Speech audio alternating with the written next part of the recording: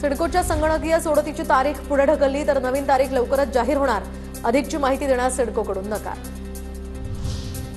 Ticket दर वाढवण्याऐवजी बेस्टचं अनुदान वाढवा, बेस्टच्या तिकिटांचे दर वाढवून काहीही होणार नाही, बेस्टला 5 ते 6 हजार कोटी अनुदान द्या, बेस्ट कामगार सेनेचे अध्यक्ष सुहास सामंतांची मागणी। कल्याण डोंबिवलीतील 65 इमारतींवर हातोडा पडणार, बेकायदेशीर बांधकामं खपवून घेतली जाणार नाहीत, उच्च न्यायालयाचे केडीएमसी प्रशासनाला निर्देश, 30 इमारती नियमनासाठी आलेले अर्ज आता फेटाळले।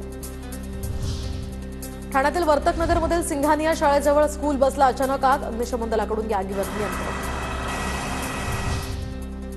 अटल सेतू आज रात्री 11 वाजेपासून उद्या दुपारी 1 वाजेपर्यंत वाहतुकीसाठी बंद। एमएमआरडीएच्या मॅरेथॉन शर्यतीसाठी आता अटल सेतू सलग 13 तास बंद राहणार, प्रवाशांना पर्यायी मार्गाचा वापर करावा लागणार। मध्य आणि पश्चिम रेल्वे मार्गावर उद्या मेगा ब्लॉक, सीएसएमटी ते विद्याविहार धीम्या मार्गावर सकाळी 11 ते 3:35 ब्लॉक, तर हार्बर मार्गावर कुर्ला ते वाशी दरम्यान 11 ते 4 आणि पश्चिम मार्गावर बोरिवली ते गोरेगाव दरम्यान, जलद मार्गावर 10 ते 3 दरम्यान ब्लॉक असेल। डोंबिवलीतील निळजे आरोग्य केंद्रातील 5 कर्मचारी निलंबित, तर आरोग्य केंद्रामध्ये गैरहजर असल्यामुळे जिल्हा परिषदेची कारवाई, प्रशासनाच्या कारवाईनं कर्मचारी वर्गात खळबळ। ऐन फेब्रुवारीमध्ये मुंबईत उन्हाच्या झळा, मुंबईचं कमाल तापमान हे 36.7 अंश सेल्सिअसवर आणखी 2 दिवस उष्णता राहणार असल्याचाही अंदाज।